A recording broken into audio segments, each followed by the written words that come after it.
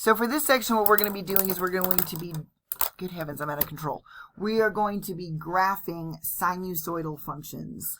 Okay, so we have something called sinusoidal functions. And on Canvas, I uploaded, I lost control. I've uploaded this. Okay, so you've got a whole setup on what we're looking for, and then there's some examples following it, which will be very, very, very helpful. But it will also be helpful if I tell you what we're doing. So sinusoidal functions are graphs of sine and cosine. They are not graphs of secant, cosecant, tangent, or cotangent. So in this section, all we're dealing with is the graphs of sine and cosine. Okay, and I know that looks like an 8. It's an S. All right, so what we want to do first is establish how we're going to do this. And the paper that I chose to print off so I can show you what's happening, my increments are set in fourths of a pi. So what you're used to seeing is, cover this up, is that this is 1 and this is 1, 2, 3, 4, 5, 6. It's still a coordinate plane. It's just that I've changed my increments into fourths of a pi. So this is just a little bit more than 3, okay? This is just a little bit more than 1.5 something or another, okay, because it's half of a pi. So that's the first thing you need to know. The second thing that you need to know is that we are essentially unrolling the unit circle, which I've lost my unit circle. We are essentially unrolling the unit circle in order to graph this thing. So if you think about this as like a spaghetti noodle starting here, okay, I'm going to take just the sine ratios and plot them using as an x-coordinate my angle measures. Okay, so what did she just say? Normally what we do is we'll do like an x and a y table. So I'll tell you what x is, you'll shove it in the function, and you'll tell me what y is. Well, in this case, we're going to use theta, or your angle measure. And then we're going to align that. Your y-coordinate will be the sine of that angle measure. And so there's obviously on your benchmark angles, we like 0, 30, 45, 60, or we like 0, pi over 6, pi over 4, pi over 3, pi over 2, etc. Remember that there's an infinite number of angle measures in between here. That's why this circle is constant. Okay, the circle never interrupts. We just decided to focus on a few pretty angles. Okay, and so what we're going to do is I chose to just focus on the pi over 4s, the multiples of pi over 4. So we're still going to get the same answer, but we're going to start with 0, and then we're going to go to pi over 4, then we're going to go to 2 pi's over 4, which is pi over 2. Then we're going to go to 3 pi's over 4. Then we're going to go to 4 pi's over 4, which is pi. Okay, then we're going to go to 5 pi's over 4. Then we're going to go to 6 pi's over 4, which is 3 pi over 2.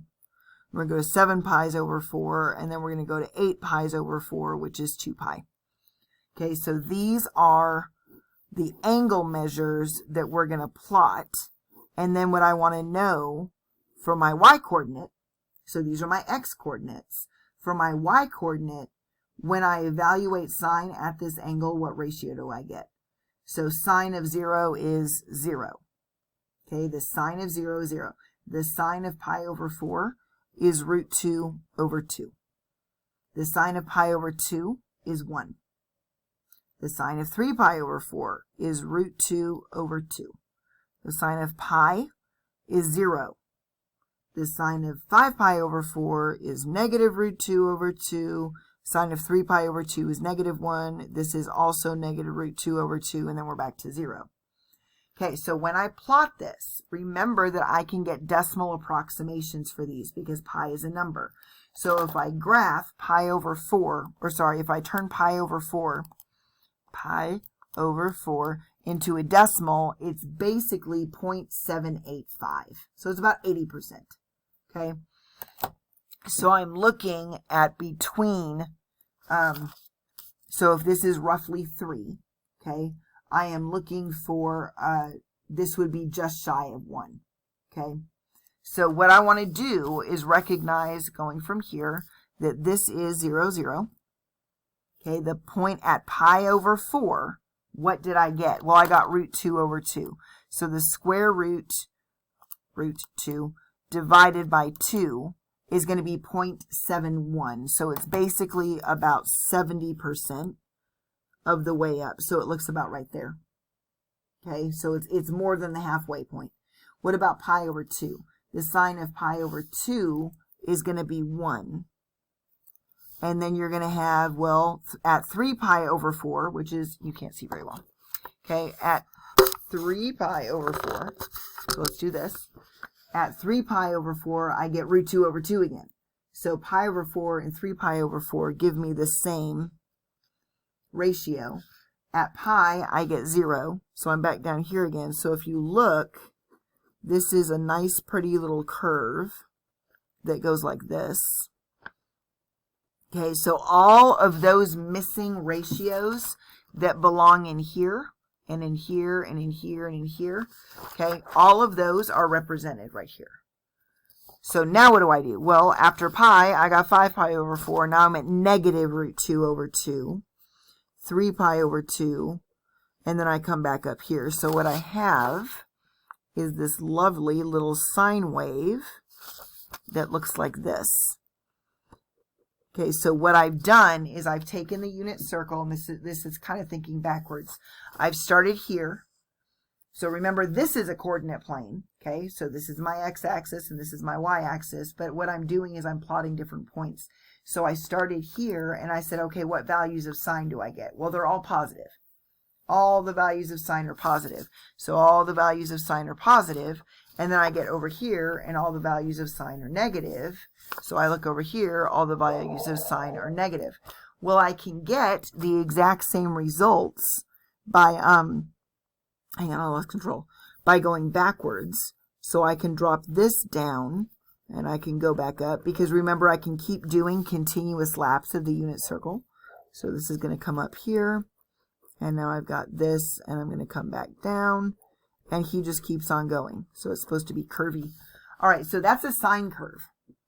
So I want to know, first of all, what's the domain of my sine curve? So because the circle keeps going around, it's just going to keep right on going, okay?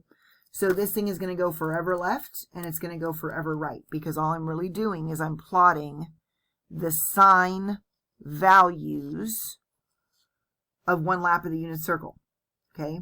These are the sine values if I go backwards one lap on the unit circle, okay? So this is quadrant 1, this is quadrant 2, this is quadrant 3, and this is quadrant 4. I just represented it a different way. So my domain is going to be from negative infinity to positive infinity, which is also just all real numbers. Okay, my range is going to be, well, where do I bottom out at?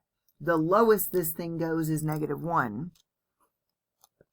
and the tallest it goes is +1. So my range is going to be restricted from -1 to +1. But that thing goes forever and ever and ever in all eternity. Never, ever, ever stops. Okay, to the left and to the right. So when I'm looking at this, what I have is right here on your little handout is your sine function. So you'll notice I got this big black line going through here.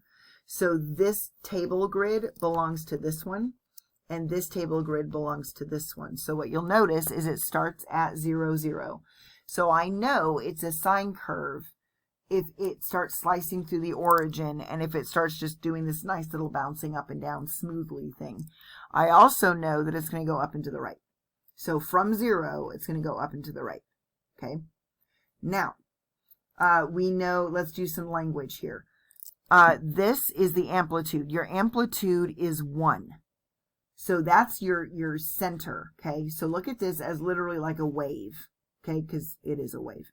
Look at it as a wave like on the ocean, if the ocean was perfect. What you would have is from the middle point, the water goes up into a wave, or it goes down into the trough. But if the water was calm, it would be right along the x-axis. So your amplitude measures how tall the wave is from the middle. Okay, so my amplitude is 1. So it's 1 above and it's 1 below. Your amplitude is 1. So it's half of the height of the wave. So my wave is how tall? My wave is 0, 1, 2. My wave is 2 units tall. So the amplitude is half of that, which is 1. Now, when does it start repeating itself? It starts repeating itself every 2 pi units. So if you'll look, this portion looks identical to this portion. So it takes a full 2 pi units of width in order for it to start, repeating itself. Okay, so right here, it's going to start at 0, and it's going to go back up again. Now, the x-coordinate's not 0, but the y-coordinate is. Okay, so that width right there is going to repeat every 2 pi. So the period of this thing is 2 pi. Remember, this is also an odd function, which means it's symmetric about the origin. So if I fold this thing over to here, then this part of its arm will be going up here. And then I fold it again, and now that part of the arm is going to be down here. So this is an odd function. Okay, so the period is 2 pi. The amplitude is 1.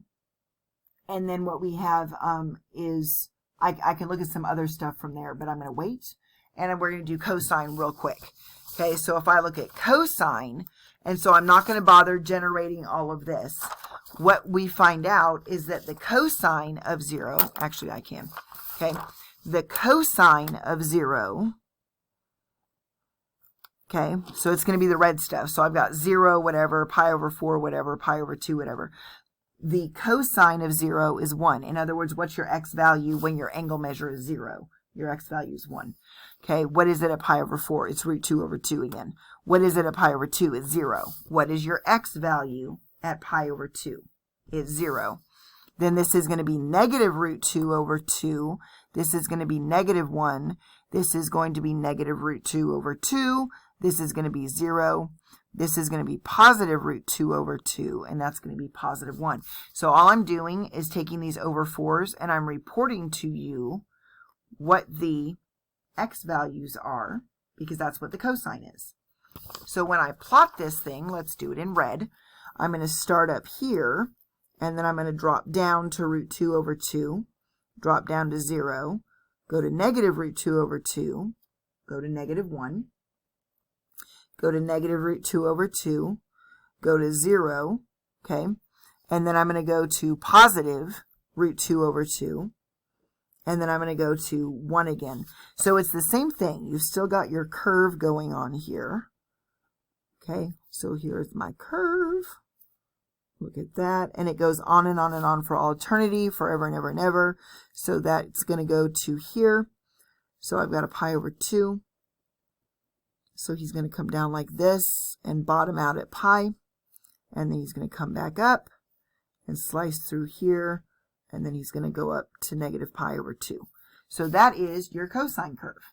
Now, if you'll notice, it looks suspiciously like your sine curve. It just got shifted over by pi over 2. If I could pick up this red thing and walk over to where this peak was right here, I would have exactly the sine curve. Okay, so the sine curve and the cosine curve are just phase shifts or horizontal shifts of one another. So your domain and your range are still the same. It still goes forever left, forever right. So that's your domain. And then it bottoms out at negative 1 and it tops out at positive 1. So your range is from negative 1 to positive 1. Your amplitude is still 1. Okay. Now we're going to look at this. I'm starting at 0. Where does it peak out again? It peaks out at 2 pi. So I'm going to go from peak to peak. And I'm going to notice that it repeats every 2 pi. Okay, it's just more handy to start at 0 than it is to go over here and say, well, from negative pi over 2 till I get to 3 pi over 2. Well, guess what? This area is a pi over 2, plus another pi over 2 is 2 pi's over 2, plus another pi over 2 is 3 pi's over 2, plus another pi over 2 is 4 pi's over 2, which gives you 2 pi. Okay, so we're going to talk more about some amplitude and how the coefficient on x affects the period of the function, and then we're going to do some examples in the next video.